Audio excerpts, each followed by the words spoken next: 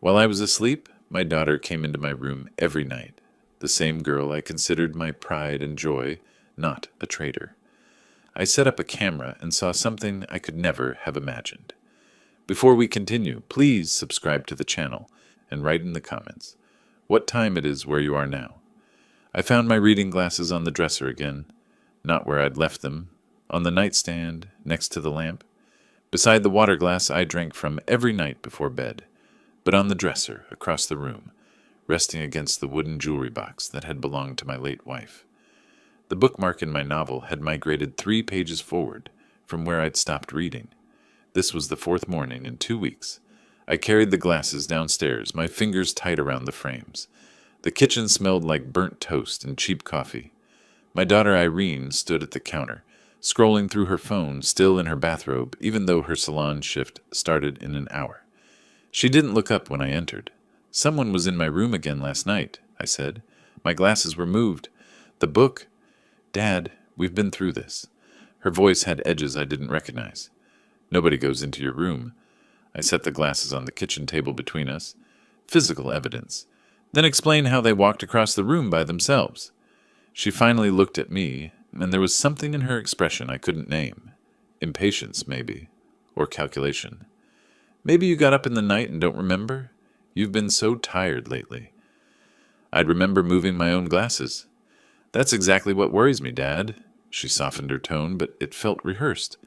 "That you don't remember." The back door opened, and my son-in-law Arthur walked in, bringing the humid Florida morning with him. He'd been out jogging, his gray t-shirt dark with sweat. He grabbed a bottle of water from the refrigerator and took a long drink, watching us over the rim. "Everything okay?" he asked, though his tone suggested he already knew the answer. "Rudolph thinks someone's been in his room," Irene said. "Not, Dad thinks?" "Rudolph." When had that started? Arthur leaned against the counter, assuming the posture of a concerned family member. "Rudolph, I don't mean to worry you, but these memory lapses, they're concerning. My uncle had similar symptoms, and—" "I'm not having memory lapses." I kept my voice level, Professor calm. "I know where I put my things." They exchanged a glance. Quick, barely a second, but I caught it. That silent communication that excluded me completely. A shared understanding. My analytical mind, the one that had spent 30 years teaching law and ethics at the university, recognized the pattern. I'd lectured about gaslighting in my philosophy of justice course. The goal is to make the victim doubt their own perception of reality. I'd written those words on the whiteboard 100 times. The irony wasn't lost on me.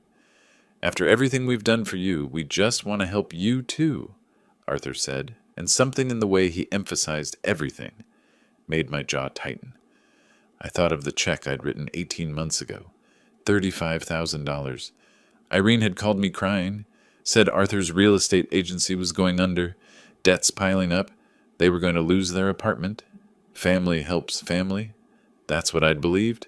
That's what I'd told myself when I invited them to move into my house a year ago. Get back on their feet. Save money. Temporary arrangement. They never paid me back. Never mentioned it again. I felt that strange heaviness creeping over me, the exhaustion that had been plaguing me lately. My thoughts moved through mud. I wanted to argue, to demand answers, but the words wouldn't arrange themselves properly in my mind. Irene was watching me, and for just a moment, I saw something flicker across her face. Not concern, satisfaction. "Dad?" She reached for my arm. "Are you feeling okay? You look pale." I pulled away. "I'm fine." "Maybe you should rest," Arthur suggested it. "We'll handle breakfast." I wanted to fight, wanted to stand my ground and force the truth out of them, but I recognized a losing battle when I saw one. Without proof, I was just a confused old man arguing with his caregivers. That's what they were turning me into. Strategic retreat, regroup, gather evidence. "Maybe you're right," I said, and walked out of the kitchen. Back in my bedroom, I sat on the edge of my bed and stared at the nightstand. The water glass sat there, half full from last night. I picked up my reading glasses, turned them over in my hands. Ordinary objects transformed into evidence of something I didn't yet understand. I thought of a young Irene, maybe 7 years old, running to me after her first day of 2nd grade. "You're the best dad ever," she'd announced, throwing her arms around my neck. When had that girl disappeared? When had this cold stranger replaced her? The photo on my dresser showed that little girl, gap-toothed and grinning. The frame was slightly crooked. I straightened it, my fingers lingering on the glass. If they were lying about small things, moved glasses, displaced bookmarks, what else were they lying about? And more importantly, why? I needed proof, and I knew exactly how to get it. 2 days later, my glasses were on the dresser again. I'd been meticulous the night before. Glasses on the nightstand, left side, next to the lamp. Bookmark on page 247 of the Grisham novel I was reading. Water glass filled exactly halfway, positioned 2 inches from the lamp base. I'd even taken a photo on my phone before turning off the light. Morning revealed the migration. Glasses by the jewelry box. Book open to page 251. Bookmark nowhere in sight. And the water glass, I studied it carefully, seemed lower than I remembered. Just slightly. Enough to notice if you were looking. I spent the day alone. Irene and Arthur both worked. Wouldn't be home until evening. I sat at my desk and opened my laptop, typed small hidden cameras motion sensor into the search bar. The results multiplied across the screen. Dozens of options, different sizes, different prices, different capabilities. I read reviews for an hour. Learned about resolution and battery life and memory card storage. Discovered that motion-activated cameras were common, affordable, legal to use in your own home. The paranoid had made them easy to buy. Around 2 in the afternoon, I drove to a Best Buy in Southgate, 20 minutes away. Far enough that I wouldn't run into anyone who knew me. I paid $89 cash for a camera the size of a thumb drive. The young clerk barely looked at me, just processed the transaction and handed me the bag. Back home, I locked my bedroom door and examined my purchase. The camera could record for 6 hours on motion activation. It had a memory card slot and a tiny lens that captured surprisingly clear footage, according to the box. I tested different positions. On the bookshelf, behind the lamp, tucked into the closet door frame. Nothing worked. The angles were wrong, or the camera was too visible, or the distance was too far. Then I looked at the photo frame on my dresser, the one with 8-year-old Irene grinning at me, her bicycle in the background, both of us covered in grass stains from her crash into my teaching her to ride. I'd picked her up, dusted her off. The best dad ever, she'd said again, even with scraped knees. The frame was thick enough, deep enough. I removed the back, adjusted the contents, and positioned the camera behind the photo, angled toward the nightstand. From the front, you couldn't see it. The lens peeked through a tiny gap between the frame and the wall. Perfect view of the water glass, the lamp, the entire nightstand surface. I reassembled everything and waited. Dinner that evening was tense. Irene had picked up Chinese takeout on her way home. We ate at the kitchen table, chopsticks clicking against paper containers, nobody talking. Arthur scrolled through his phone. Irene studied her nails. I pushed lo mein around my plate and thought about evidence, documentation, proof. Dad, I've been thinking, Irene said finally, about what we talked about the other day. Have you made that appointment with Dr. Reynolds? I looked up. What appointment? To get checked out. Your memory. We're worried about you. Arthur set down his phone. These things don't get better on their own, Rudolph. Catching problems early, that makes a difference. I remembered a case I'd consulted on 15 years ago, elder financial abuse. The victim had documented everything, bank statements, conversations, dates, and times. The defense attorney had argued it was all confusion, cognitive decline, misunderstanding. But documentation was everything. Without proof, it was just one person's word against another's. I'd told the prosecutor exactly that, and we'd won. Maybe you're both right, I said slowly. I'll think about it. Making an appointment. Irene's face brightened immediately. Too quickly. Relief flooded her features. That's good, Dad. That's really good. We just want you to be healthy. Of course, Arthur added. We're family. We look out for each other. I nodded and returned to my noodles. Let them think I was capitulating. Let them believe their gaslighting was working. The rest of the evening crawled past. I read in the living room while they watched television, the laugh track grating against my nerves. Around 10, I announced I was going to bed. Arthur barely acknowledged me. Irene called out goodnight without looking away from the screen. In my room, I checked the camera. The red light blinked once. Armed and ready. Motion sensor active. Memory card inserted. I straightened the photo frame one last time, making sure the angle hadn't shifted. Then I looked at the water glass on my nightstand. Same glass I'd used for 20 years. Same routine every night. Fill it halfway, drink it before bed, refill it in the morning. A habit so ingrained I'd never questioned it. Tonight, I questioned it. I left the glass untouched and climbed into bed. The camera watched from its hiding place behind my daughter's gap-toothed smile. Somewhere in the house, Irene and Arthur were preparing for sleep, probably thinking I'd given up, probably confident their manipulation was succeeding. I closed my eyes but didn't sleep deeply. Part of me wanted to catch them in the act, wanted to wake up and confront them red-handed. But another part of me, the professor who'd taught criminal procedure for 3 decades, knew that patience produced better results than confrontation. Let the camera do its job. Let them think they were safe. Let them make mistakes. The darkness settled around me, and I thought about evidence, documentation, proof, the things that transformed suspicion into truth, that turned accusations into facts. Tomorrow morning, I'd know. One way or another, I'd finally know what they were doing in my room while I slept. 5 nights passed with nothing to show for them. The camera recorded hours of me sleeping, tossing occasionally, adjusting pillows. Normal bedroom activity. I'd check the footage each morning after Irene and Arthur left for work, fast-forwarding through the tedium of my own unconscious hours. Nothing. Yet each morning, small things remained wrong. My phone face down when I never placed it that way, the water glass positioned differently than I remembered. Tonight, I wouldn't sleep. Tonight, I'd catch whoever was entering my room. I lay in bed fully clothed beneath the blanket, positioned so I could see the door in the ambient light from the street. The digital clock on my nightstand read 10:47 p.m. Downstairs, I'd heard their bedroom door close 20 minutes ago. The house had settled into its nighttime quiet, the hum of the air conditioning, the occasional creak of cooling wood.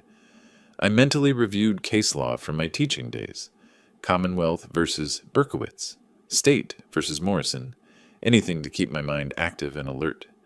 When that grew stale, I did multiplication tables. 12 times 17, 17 times 19. I pinched the inside of my wrist, the small pain sharpening my focus. Around 11:30, drowsiness touched me. Normal enough. I sat up, swung my legs out of bed, did 20 knee bends in the darkness. The movement helped. I returned to my vigil position, eyes on the door. Midnight came and went. Then, around the time I usually drifted off, something changed. The drowsiness didn't creep. It crashed over me like a physical wave. My eyelids turned to lead. My thoughts scattered and reformed sluggishly. I stood again, walked to the window, pressed my face against the cool glass. The cold helped for perhaps 30 seconds. Then that pharmaceutical weight dragged at every muscle, every nerve. I made it back to the bed, sat on the edge, tried to stand again, but my legs wouldn't cooperate properly. The last thing I remember was thinking this wasn't natural. This wasn't normal tiredness. Something was very wrong. I woke to sunlight pressing against my closed eyelids. My mouth tasted like rust and cotton. My head felt stuffed with wet sand. For several confused seconds, I couldn't remember where I was or what day it was. The disorientation was profound and terrifying. Slowly, reality assembled itself. My bedroom. Morning. I'd failed to stay awake. I looked at my nightstand. My phone was face down. I never left it that way. The water glass sat 3 inches closer to the lamp than where I'd positioned it. Even the sheet covering me seemed different, tucked more tightly around my shoulders than when I'd climbed into bed.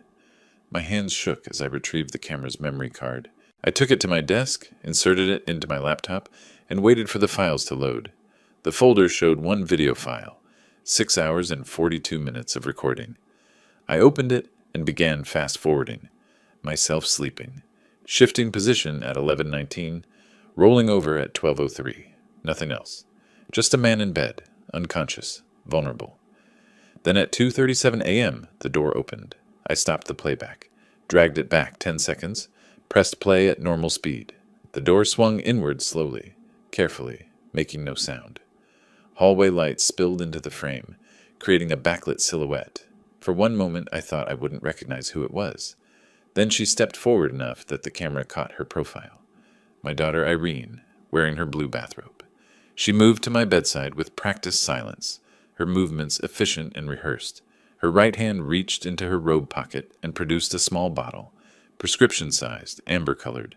She unscrewed the cap, tilted it over the water glass on my nightstand. 3 drops fell. 4.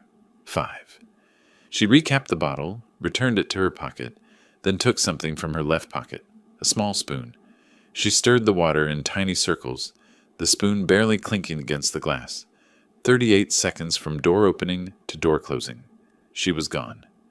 I sat frozen, staring at the paused screen. Her face was partially visible in one frame, calm, focused, showing no more emotion than someone preparing coffee. This wasn't improvised. This wasn't a single desperate act. This was routine.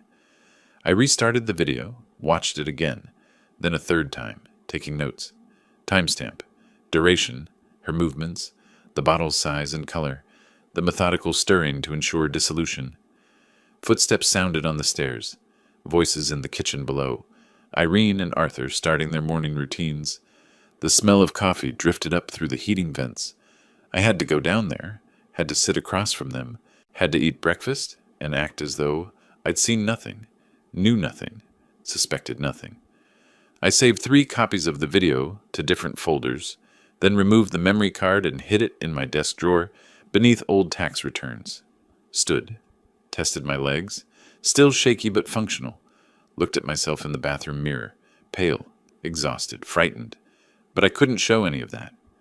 In the kitchen, Irene stood at the stove scrambling eggs.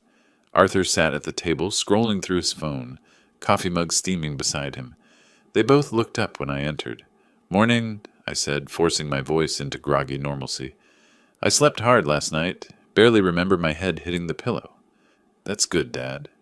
Irene smiled at me, warm and genuine. "You needed the rest.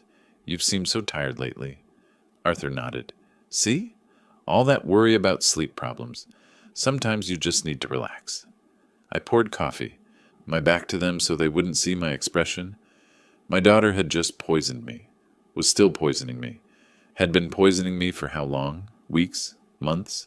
And now she stood there flipping eggs, asking if I wanted toast, acting like someone's caring daughter instead of what? What was she? "Dad, you look a little pale," Irene said. "Are you feeling all right?" "Just waking up slowly."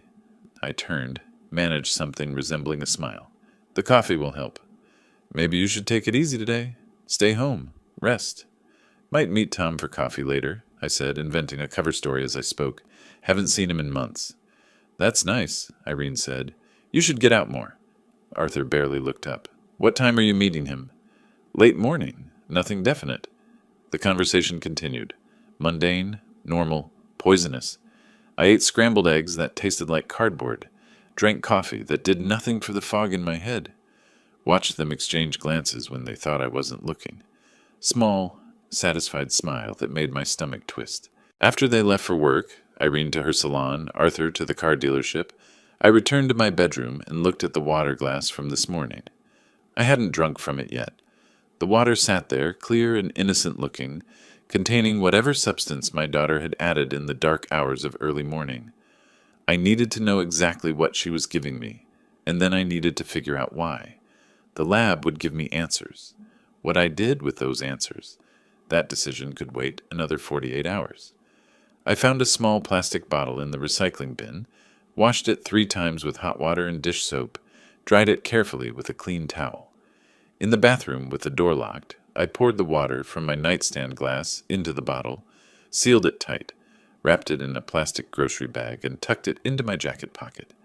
When I came downstairs, Irene was making lunch. "You're dressed nice," she said. "Still meeting Tom?" "In about an hour." I'd showered, put on slacks and a button-down shirt, the kind of effort that suggested a genuine social engagement.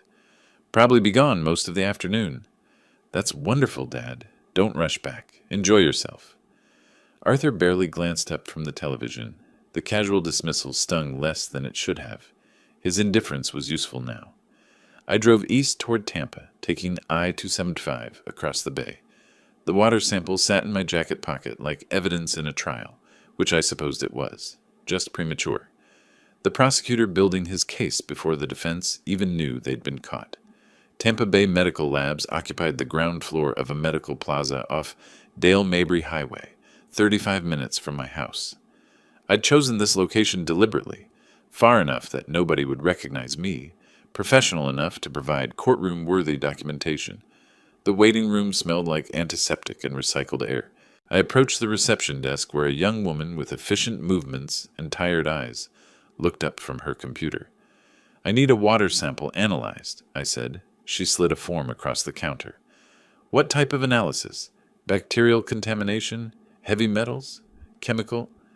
Pharmaceutical compounds. Sedatives specifically, possibly antipsychotics." Her expression shifted slightly, recognition crossing her features. She'd seen this before. "I'll have you speak with our lead technician." She disappeared through a door, returned a moment later with a woman in her 40s, wearing a white lab coat, dark hair pulled back severely. "I'm Dr. Chen, the lab supervisor," she said, extending her hand. "You need pharmaceutical testing on a water sample?" I shook her hand. "I have reason to believe someone in my household is contaminating my drinking water. I need documentation of what's being added." She studied my face for a moment, taking in my age, my clothing, my demeanor. Whatever she saw satisfied some internal assessment. "Are you in immediate danger? I can provide resources for emergency services if—" "I appreciate that. I'm taking precautions. I need the evidence first." She nodded once, crisply. "We can run a comprehensive pharmaceutical panel, tests for benzodiazepines, barbiturates, antipsychotics, antidepressants, and common sedatives. Standard testing takes 5 to 7 days. Urgent processing is 48 hours. "Urgent processing? How much?" $380. I counted out $400 bills from my wallet, cash I'd withdrawn the previous week, telling Irene I was paying a handyman. Dr. Chen wrote a receipt, labeled my sample with a case number, and had me sign chain of custody documentation. "We'll call you when results are ready," she said. "Do you want them mailed, or will you pick them up?" "I'll pick them up." Driving home, I felt the strange duality of purposeful action masking profound fear. I was being poisoned by my daughter. Each night I went to sleep, I was made unconscious by substances she administered. And until I understood the full scope of her plan, I had to continue drinking that water, continue that nighttime ritual, continue being her victim while I gathered enough evidence to become her prosecutor. The next 2 days were performance art. I drank from the water glass each night, felt the unnatural drowsiness claim me, woke heavy-headed and disoriented. The camera captured Irene's visits, 2:41 a.m. the first night, 2:34 a.m. the second. Same routine, same efficiency, same casual poisoning of her father. During the days, I maintained my role, slightly confused, increasingly drowsy. Arthur commented on it at dinner. "You seem more settled lately, more peaceful." Peaceful? When he meant sedated, managed, controlled, I forced a smile. "Just trying to relax more. Everyone keeps telling me I worry too much." Irene patted my hand. "That's good, Dad.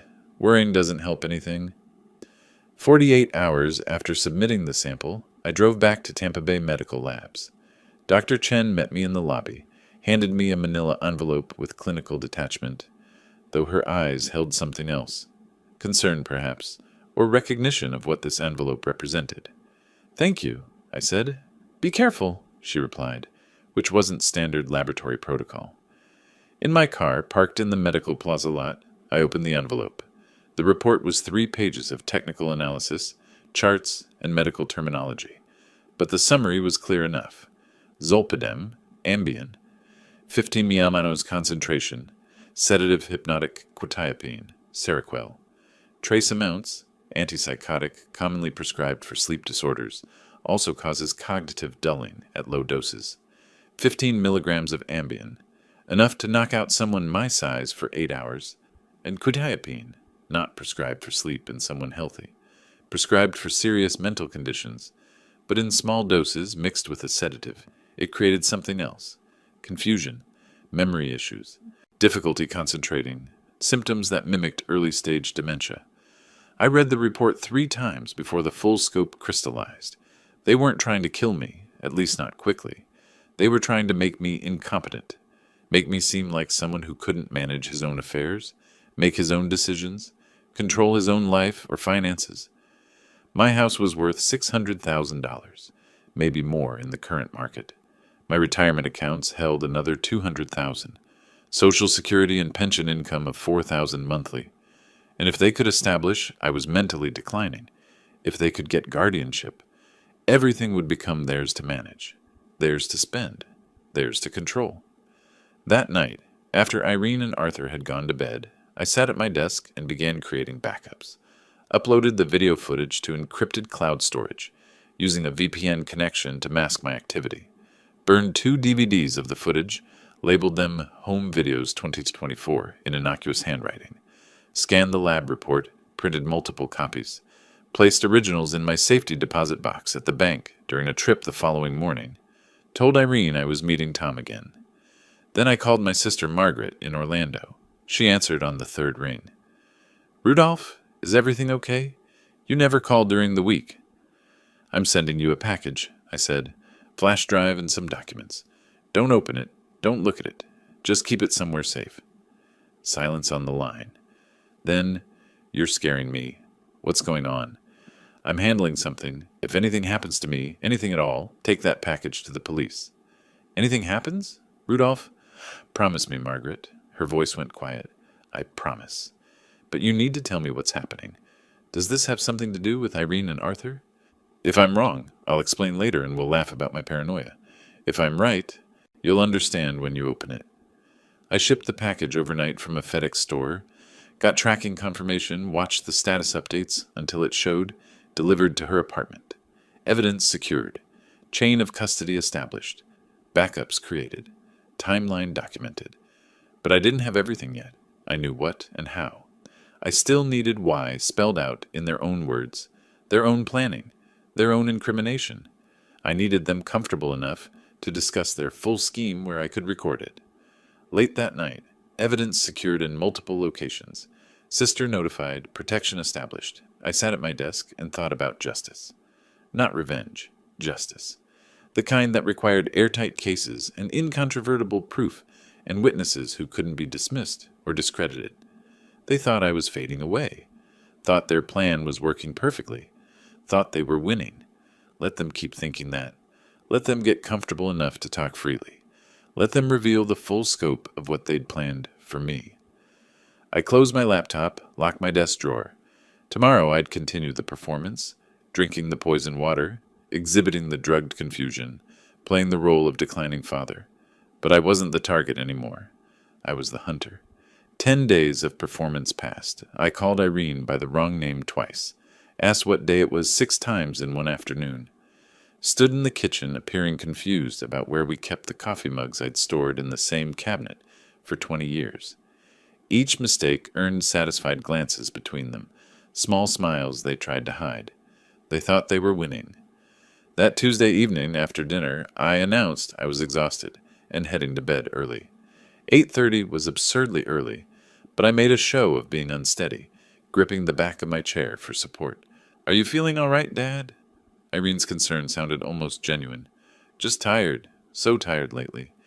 I shuffled toward the stairs. In my bedroom, I waited 20 minutes until I heard them moving to the kitchen. Then I opened my door silently, positioned myself in the darkened hallway, where their voices carried clearly. I took out my phone, opened the voice recorder, pressed record, and listened. "Much longer," Irene was saying. "He's declining fast. Another month, maybe 2, and we can file the paperwork." Arthur's voice held confidence I'd never heard before. "The way he's going, any doctor will confirm he's incompetent." Silence. Then Irene, quieter. "But he's my father. This feels...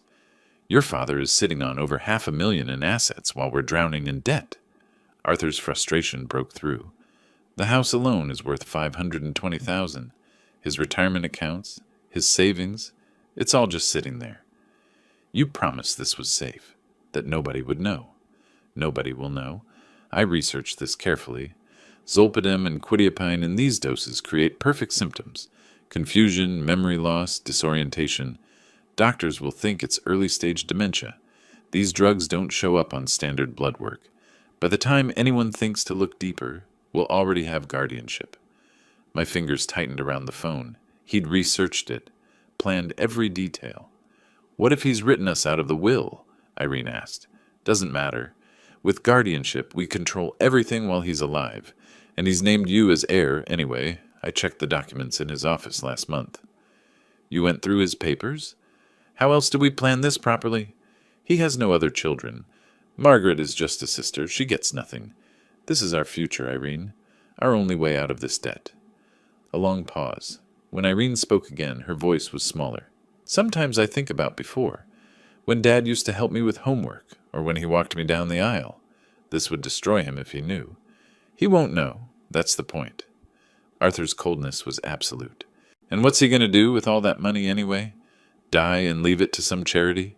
We need it now. We earned it, dealing with him all these months. Another pause. Then, I suppose you're right. We don't have another option. We schedule him for that doctor's appointment in 2 weeks, get the medical documentation, then we file. Another month after that, and everything is ours. I stopped the recording. 8 minutes and 43 seconds. Every word documented, every admission captured. Back in my room, I sat in darkness and let the full scope settle over me. Not just theft, complete destruction. They wanted to take my home, my money, my independence, my dignity, everything that remained of the life I'd built with my wife, everything I'd planned to leave as a legacy. The $35,000 I'd given them hadn't helped. It had shown them I had resources worth taking. Sleep didn't come that night, not because of the drugs, I hadn't drunk the water, because I sat transcribing key quotes from the recording, timestamping the most damaging statements, adding them to my evidence file, building a prosecution. Morning came. I went downstairs and performed my role. Asked Irene when she was coming to visit. She lived there. She exchanged that glance with Arthur, satisfaction mixed with something that might have been guilt, quickly suppressed.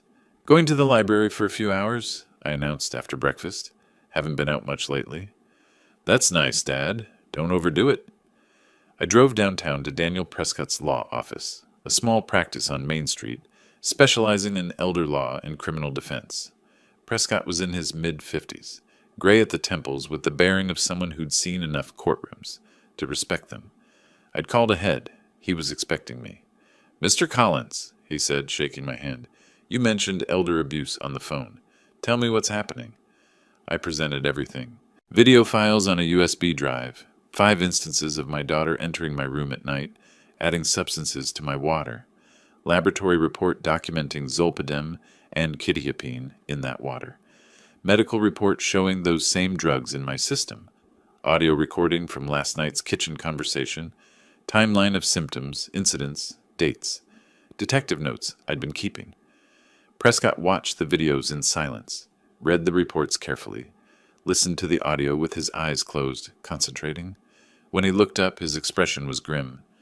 Mr. Collins, what they're doing is attempted serious bodily injury at minimum, possibly attempted murder under Florida law. The premeditation is clear. You have an exceptionally strong criminal case. I don't want them to just stop. The words came out harder than I intended. I want them to face full consequences. Prison, criminal record, public exposure. They need to pay for this. Then we do this methodically. Prescott leaned forward. We gather more evidence. Let them commit further acts. When they file for guardianship, and they will, we counter with everything. The court will be forced to involve law enforcement. They'll be arrested in the courthouse. How long will this take? 4 to 6 weeks if we're strategic, but the case will be airtight. They won't be able to defend themselves. What do I need to do? Continue the performance. Let them think they're succeeding. We'll change your will immediately. Cut them out completely. Get additional medical documentation. Install a second camera for redundancy. Build such an overwhelming case that no prosecutor can decline it. No defense can challenge it. I paid his retainer $350 in cash. Shook his hand. Left with a plan. In my car, parked in the structure behind his building, I sat holding his business card and a receipt. 4 to 6 weeks of continuing to be poisoned. 4 to 6 weeks of acting confused while staying sharp. 4 to 6 weeks of watching my daughter destroy me while I documented her destruction. They wanted to take everything from me. They'd learn what it meant to truly lose everything. But first, I needed them to commit fully. Let them think they were winning right up until the moment they discovered they'd lost. I started the car.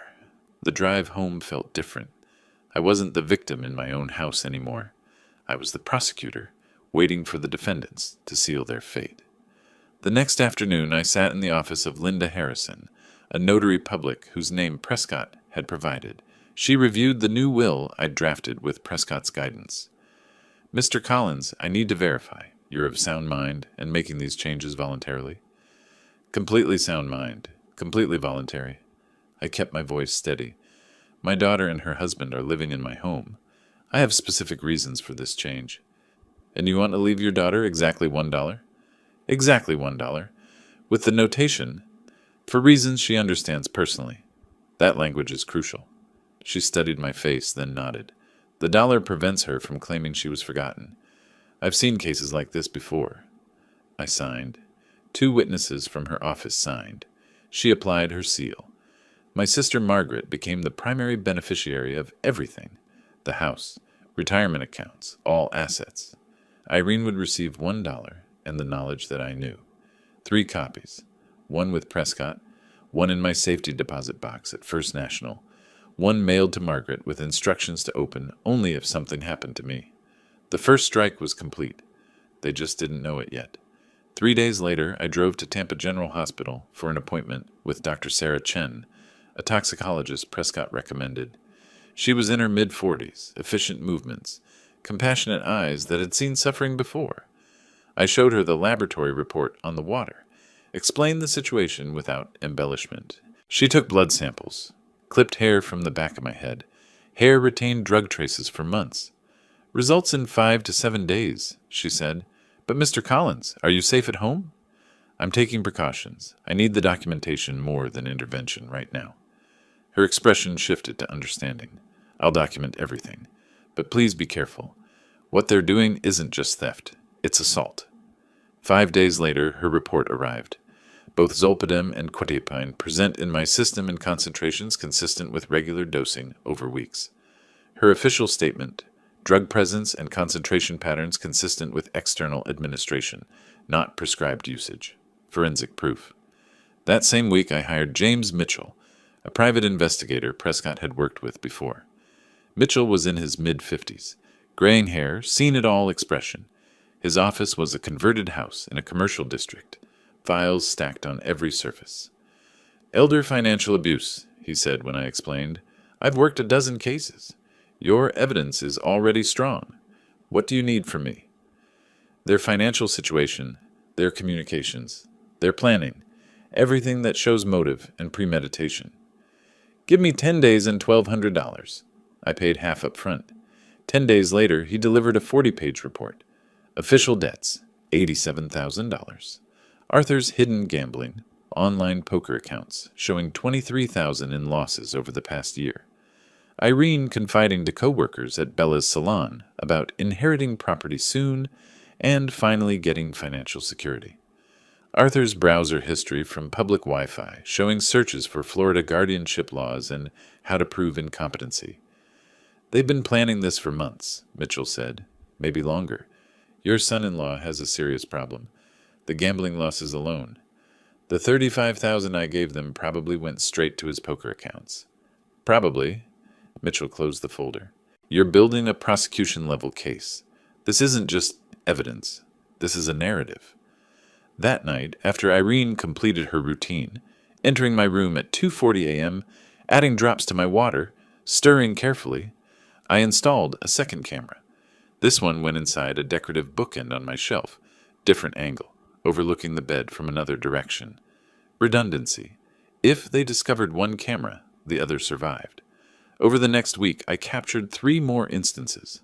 Total now, 5 separate video recordings spanning different dates. Pattern, premeditation, incontrovertible proof. Every night, I drank the drugged water. Every morning, I woke heavy-headed and genuinely tired. Dr. Chen's warnings echoed: liver damage, cognitive effects, dependency risks. The performance was taking a real toll, but I continued. At dinner one evening, I made my confusion more pronounced. "Irene, when is your mother coming home? I thought she was just at the store." She glanced at Arthur before responding, voice gentle. "Dad, Mom passed away years ago, remember?" I let genuine confusion cross my face. "Oh, yes, I forgot for a moment. Sorry." Arthur barely concealed his satisfaction. "It's okay, Rudolph. These things happen. Maybe you should rest after dinner." I nodded slowly. "Yes, I am tired. Very tired." They think I'm gone, I thought, leaving the table. They think they've already won. In 3 weeks, they'd learn what it means to lose everything. Throughout this period, I met regularly with Prescott. Each time, I brought new evidence, another video file, the detective's report, medical documentation, photographs of Arthur's laptop screen showing his research. We now have video evidence of 5 separate poisoning instances, Prescott summarized during our 4th meeting. Laboratory analysis of the water. Medical tests proving those drugs are in your system from external sources. Private investigator report documenting motive and desperation. Audio recording of them discussing the plan. "This is overwhelming." When do we strike? When they file for guardianship. Let them commit fully. They'll hire an attorney. Submit documentation. File court papers. The moment those papers are filed, we counter with everything. The court will have no choice but to involve law enforcement. How much longer? Based on their timeline, 2 to 3 weeks. Can you maintain the performance? I've maintained it this long. I can last another month if needed. Good, because when we move decisively. They won't see it coming until it's already over. By early May, everything was ready.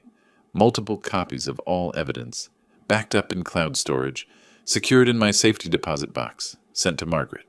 Medical proof, financial motive, video documentation, audio admission, detective findings, an overwhelming prosecution-ready case. Late one night, sitting at my desk after another drugged sleep, I reviewed the master timeline I'd created. Every incident documented, every piece of evidence cataloged, every witness identified. For 30 years, I taught ethics, taught that justice requires evidence, patience, perfect execution. Now I demonstrated. They were about to learn that the man they thought they'd destroyed was about to destroy them instead. Over the next week, I escalated my performance to levels that should have alarmed any genuine caregiver.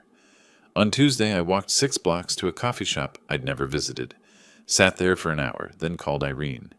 "I'm not sure where I am. I went for a walk and I don't recognize this area." She arrived within 20 minutes, brought me home with her arm around my shoulders. Mrs. Patterson, our neighbor, watched from her driveway. Irene made sure she saw us. "Dad's been having more episodes like this," she told her loud enough for me to hear. Inside, Arthur waited. How lost was he? 6 blocks away, completely disoriented. Irene glanced at me with what might have been concern or calculation. "We need to move faster. He's ready." Thursday morning, I asked Irene 3 times what year it was. Called her Susan twice, my wife's name. Left the stove on after making coffee, stood in the kitchen appearing confused, until Arthur turned it off with exaggerated patience. Friday afternoon, Irene scheduled an emergency appointment with Dr. Reynolds, my family physician for the past decade. In his office, I gave my best performance yet. "Mr. Collins, can you tell me what brought you in today?"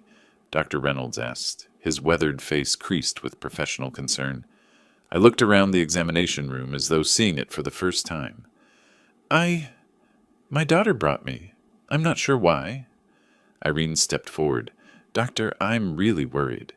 Over the past few weeks, Dad's decline has accelerated. He gets lost in the neighborhood, forgets my name, asks the same questions repeatedly. Yesterday, he asked when my mother was coming home. She passed away 8 years ago. Do you remember your wife passing away, Rudolph?" I paused, let my face struggle with the memory. "Yes, I think so. It's fuzzy sometimes."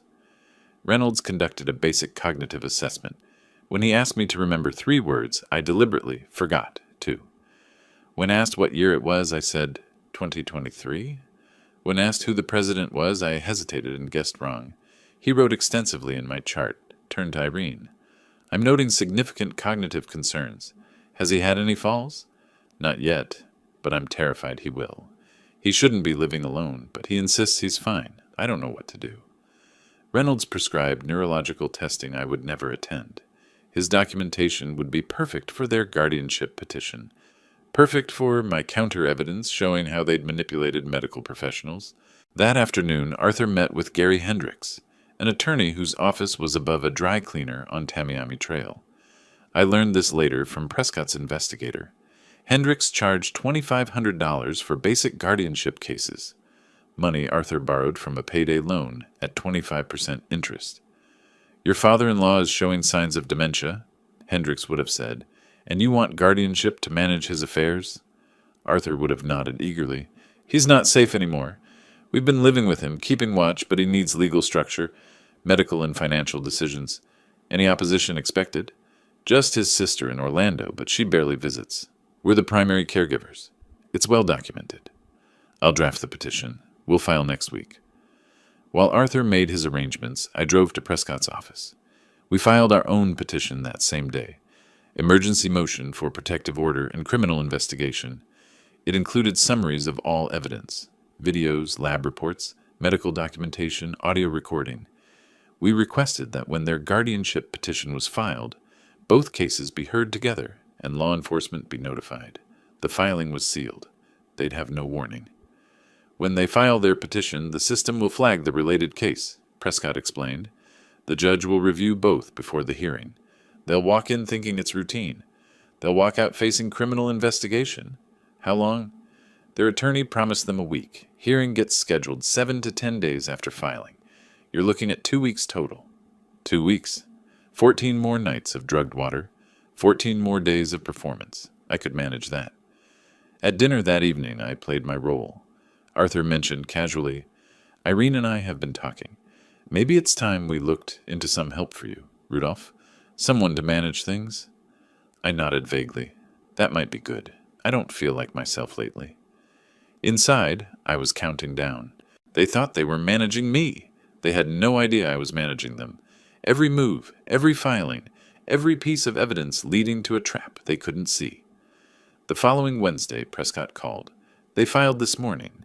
Guardianship petition with medical documentation, witness statements, the works. Both cases have been assigned to Judge Rachel Morrison. Hearing scheduled for May 28th, 10 a.m. 8 days. I circled the date on my calendar in red ink. For 2 months, I'd been poisoned nightly, gaslit daily, systematically destroyed by my own daughter. In 8 days, that would end. In 8 days, justice would arrive. They filed their petition requesting control over my life. They were about to learn what it felt like to lose control over their own. I arrived at Sarasota County Courthouse at 9:30 on the morning of May 28th, wearing my best suit, charcoal gray, pressed sharp. The first time in months I'd looked fully professional, no shuffle in my step, no confusion in my eyes. Prescott walked beside me carrying a briefcase containing a laptop, printed evidence, and USB drives with backup copies of everything. In the lobby, I saw them. Irene wore a navy dress that made her look responsible and concerned. Arthur had managed a sport coat over khakis. Their attorney Hendricks stood with them, overweight, perpetually rushed, already sweating in the air-conditioned building. Mrs. Patterson, our neighbor, hovered nearby as their witness. When Irene saw me, her face registered confusion. "Dad? You have a lawyer?" I met her eyes steadily. "I do. You'll understand why shortly." Arthur stepped forward, suspicious now. "What's that supposed to mean?" "It means I've known what you were doing since late March. I've documented everything. The hearing will explain the rest." Before Irene could respond, Prescott gestured toward the elevator. "Save your questions for the courtroom, Ms. Collins. You'll have plenty to answer for shortly." At 9:50, Hendricks was called to meet with the judge's clerk. He returned 5 minutes later, looking puzzled. "There's another petition filed in this case, something sealed. The judge wants to hear both matters together." Arthur's confident expression flickered. "Another petition? Who filed it?" Hendricks glanced at Rudolph. "The file's sealed. We'll find out in the hearing." Across the hallway, I watched them process this information, watched doubt creep into their certainty. At 10 a.m., we entered courtroom 4B. Judge Rachel Morrison sat behind the bench, late 50s, steel gray hair, the bearing of someone who'd heard every excuse and believed none of them. Her courtroom was modern, sparse, designed for efficiency rather than drama. "We're here on the matter of guardianship petition for Rudolph Collins," she began. "Mr. Hendricks, present your case." Hendricks stood, fumbling slightly with his notes. "Your Honor, we're seeking guardianship based on Mr. Collins's cognitive decline and inability to care for himself. His daughter and son-in-law, who reside with him, have documented his deteriorating condition." He submitted Dr. Reynolds's chart notes showing cognitive impairment, called Mrs. Patterson, who testified she'd seen me lost and confused in the neighborhood, presented Irene's written statement about my daily struggles, the forgotten names, the repeated questions, the confusion about my late wife. Arthur looked satisfied. Irene glanced at me nervously. Judge Morrison reviewed the documents and then turned to Prescott. "Counsel, you filed a related motion?"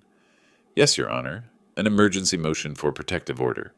We have evidence that Mr. Collins' alleged cognitive decline is not natural, but the result of systematic poisoning by the petitioners themselves." The courtroom went silent. Arthur's face drained of color. Irene gasped softly. Hendricks half stood. "Your Honor, that's absurd." "I'll hear the evidence," Morrison said sharply. "Proceed, Mr. Prescott." Prescott opened his laptop, connected it to the courtroom screen. "What you're about to see are 5 separate instances recorded over 2 months of Ms. Collins entering her father's bedroom at night and adding substances to his drinking water." The video began. The courtroom screen showed my dark bedroom, timestamp visible in the corner. March 24th, 2:37 a.m. The door opened slowly. Irene's silhouette appeared, backlit by hallway light. She moved to my bedside, removed a small bottle from her robe pocket, added drops to my water glass, stirred with a small spoon, left. 38 seconds. Crystal clear. Undeniable. Prescott played 3 more instances, different dates, identical pattern. Each time Irene's face was partially visible. Each time the action was methodical, practiced, deliberate. Behind me I heard Mrs. Patterson inhale sharply. "The laboratory analysis of that water," Prescott continued, "revealed zolpidem, commonly known as Ambien, and quetiapine, an antipsychotic. These drugs cause the exact symptoms Ms. Collins has been reporting to doctors." He presented the lab report, then Dr. Chen's medical documentation showing those same drugs in my system from external administration.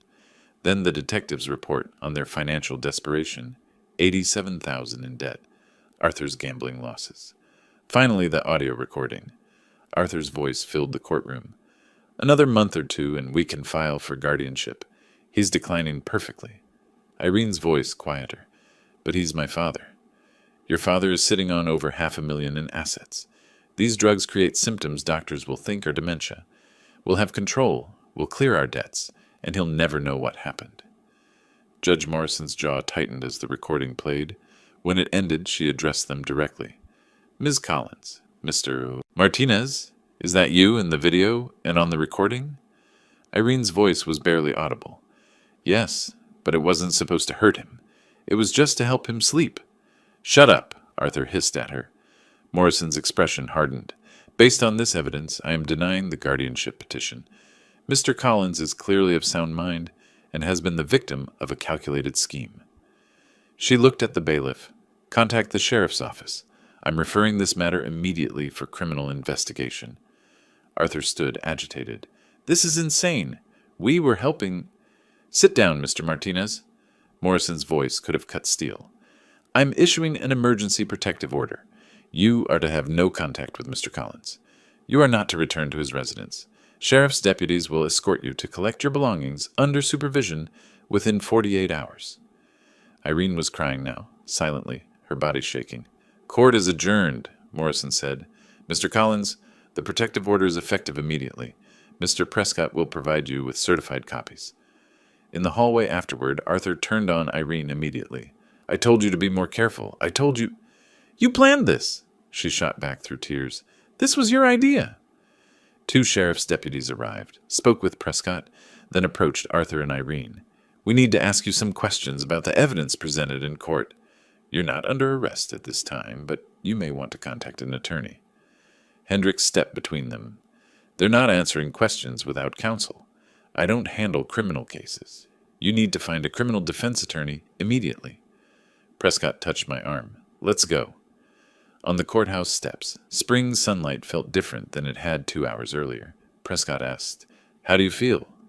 I looked back at the building. Inside, my daughter and her husband were being questioned by deputies about poisoning me for months, like justice just started. The state attorney will file charges within a week. They'll offer a plea deal or go to trial. Either way, they're facing years in prison. I nodded. She made her choice. Arthur made his. Now they'd live with the consequences. The hard part was over. Now came the restoration. 2 weeks after the courthouse hearing, the state attorney's office filed formal charges.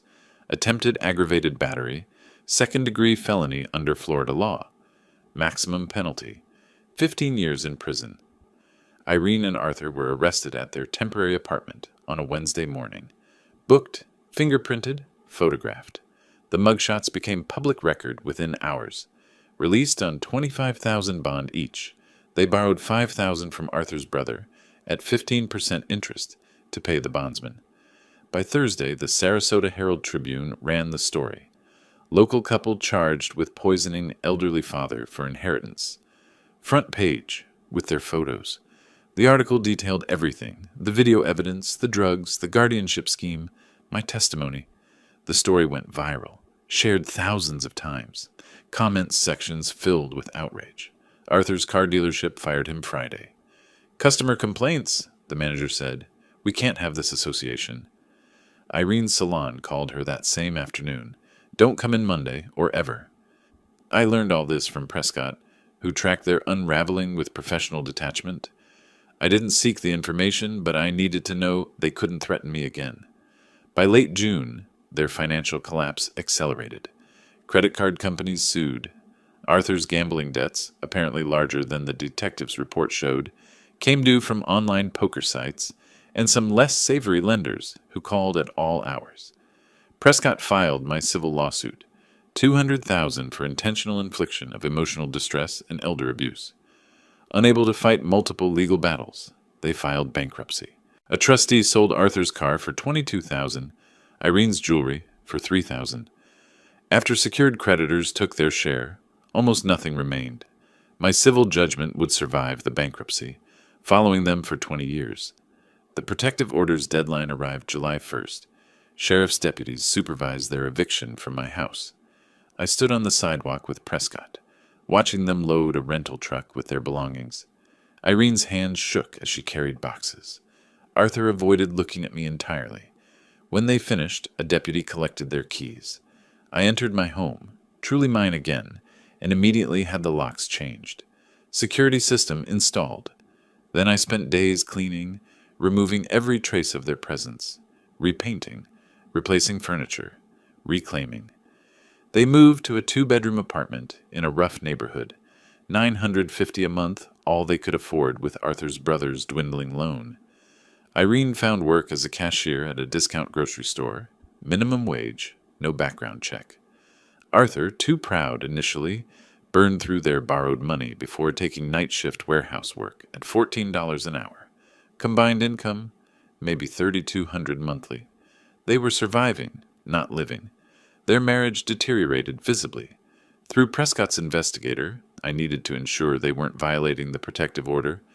I learned about the constant arguments, Arthur drinking heavily, Irene sinking into depression.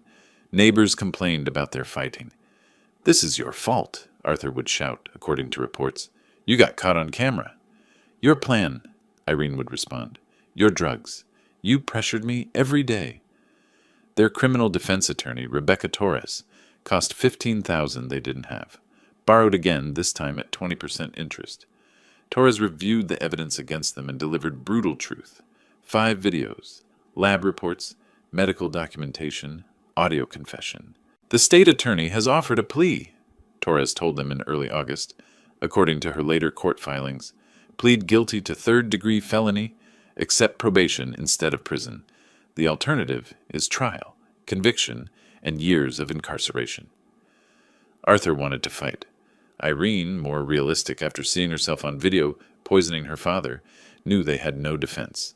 After days of argument, they agreed. The sentencing hearing was scheduled for August 27th.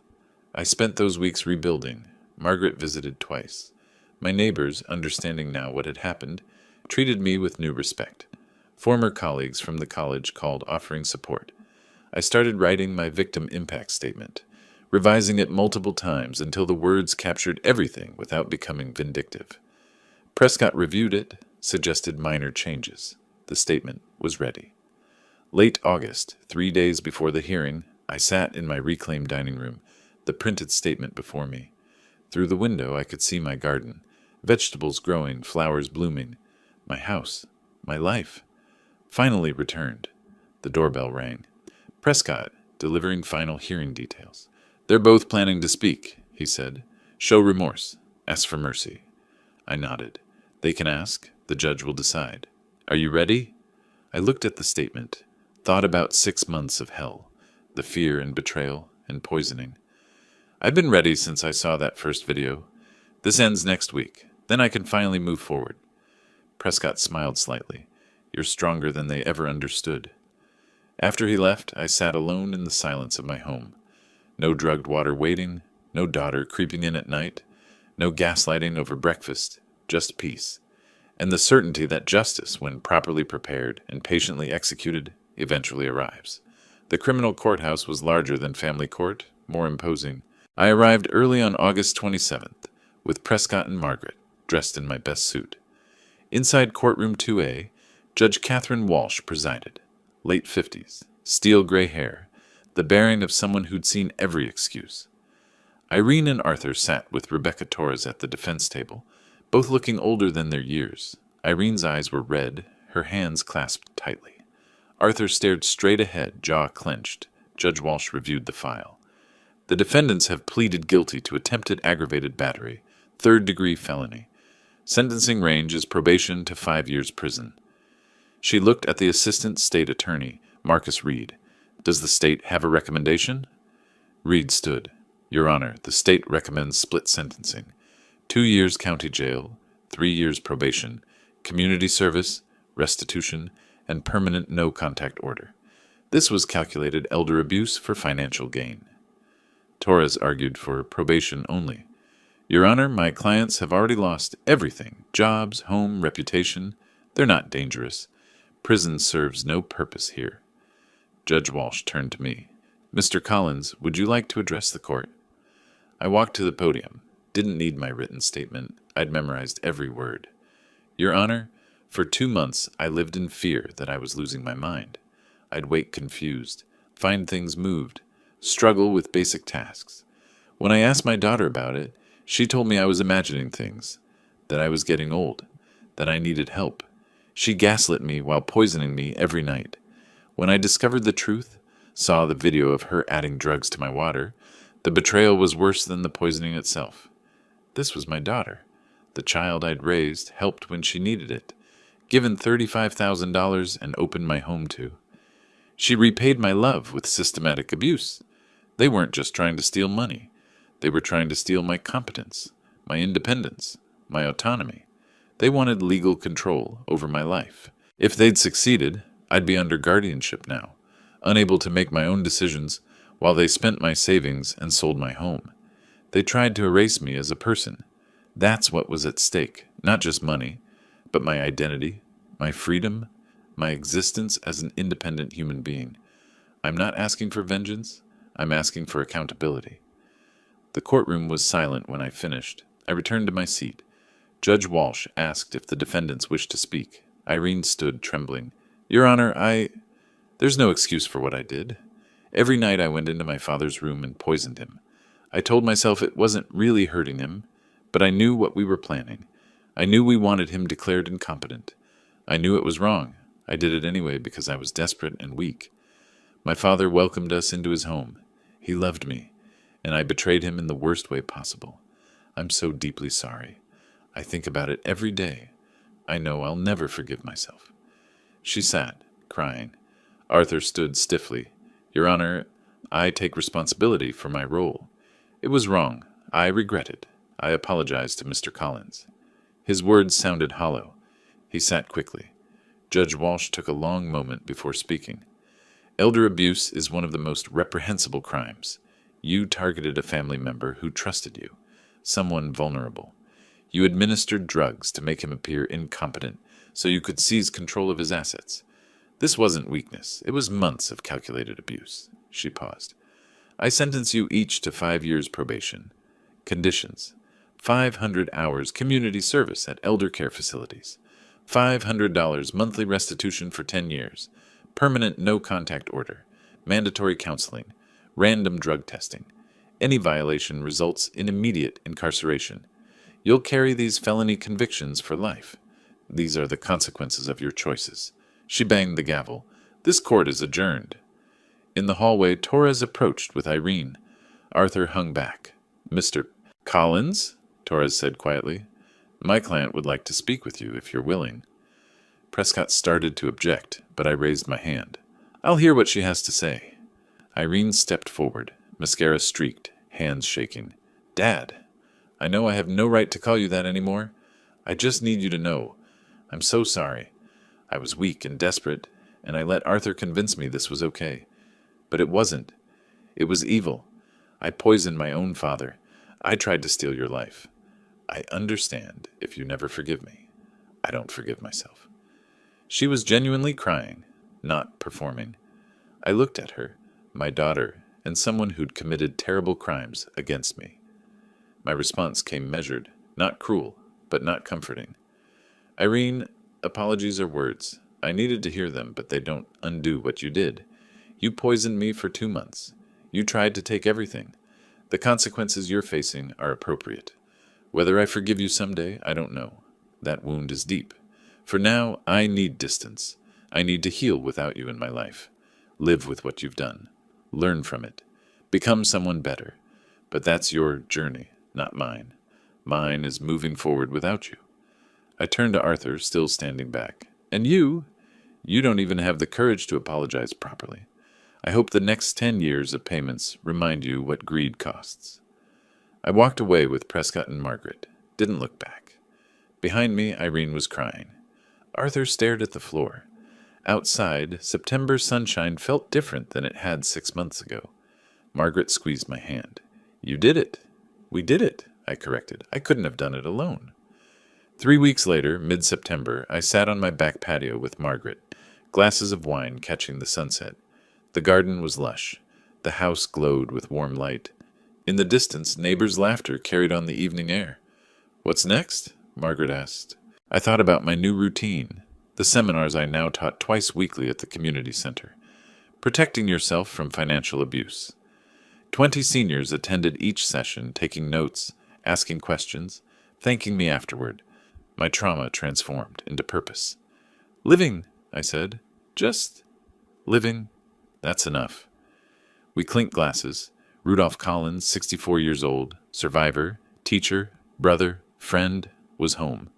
And home, finally, was safe. If you like this story, please like this video, subscribe to the channel, and share your impressions of this story in the comments. To listen to the next story, click on the box on the left. Thank you for watching.